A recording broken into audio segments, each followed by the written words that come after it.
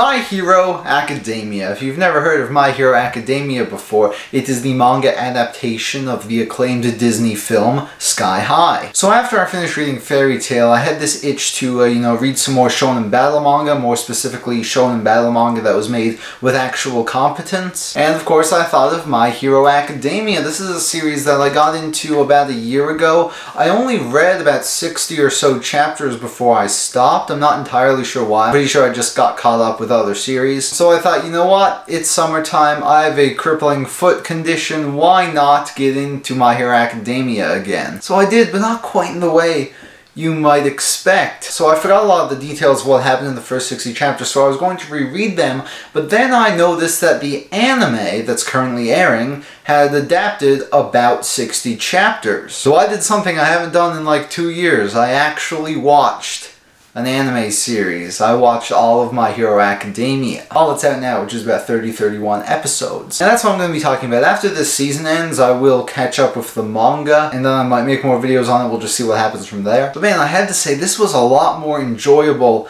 than I remember. And it's not like I didn't enjoy it before, but man, I just had a blast watching My Hero Academia. What I love about the series is that on paper it kind of just sounds like, any other generic shonen battle manga. You got your outcast main character, he has a bunch of rivals, they go to high school, they have tournaments, they fight villains, all that fun stuff. But everything else about this series is so original and it's such a breath of fresh air for this genre. Because one of the biggest problems plaguing battle manga is they're just generic. They steal ideas from other series, nothing seems to be original anymore. But this is different. I really like how it's set up. I like how pretty much the entire world has powers, like 80% of the population or something has these quirks. And all these quirks are just really original. And obviously there have been different variations of these powers used in multiple other things before. But a lot of them are implemented in ways I've never seen before and are just awesome. Like you have Bakugo, who secretes fluid from his body. He can, ignite it, set off huge explosions. But then when they're designing their costumes, he makes his own costume that actually stores all of the fluid that he secretes, and then he can launch an even bigger explosion. Like, I think shit like that is awesome. And I really think that One For All, Midoriya's power, is so interesting. Because on paper, it's just super strength. That's all it is. It's something we've seen a million times before. But the way he goes about obtaining it and using it and, getting better with it, it's just so fascinating. He, of course, doesn't start off with it. He inherits it from All Might. He has to go through this crazy 10 months of training. He just works his ass off all this time and he doesn't even know if it's going to work. He's just so determined to get into UA. And he's so determined to, just put pieces of shit like Bakugo in his place. And Bakugo, by the way, I absolutely love. I know he's an asshole and that's the point, but I just find his temper hilarious. Like a lot of rival characters in battle manga, they're always just emo, they're dark and brooding all the time, but this guy is just batshit insane. The rest of the characters and supporting cast are really great too, but Midoriya and Bakugo just really stand out to me. They're awesome characters.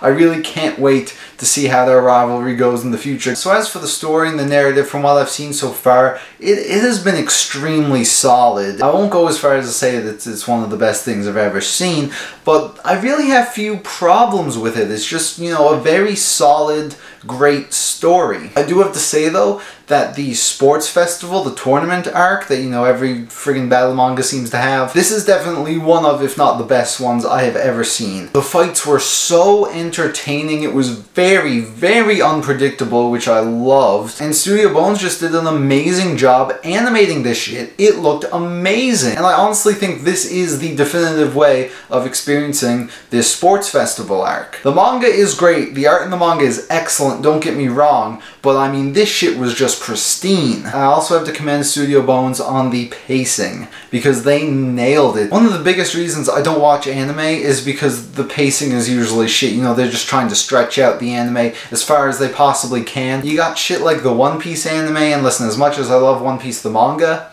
the anime is garbage.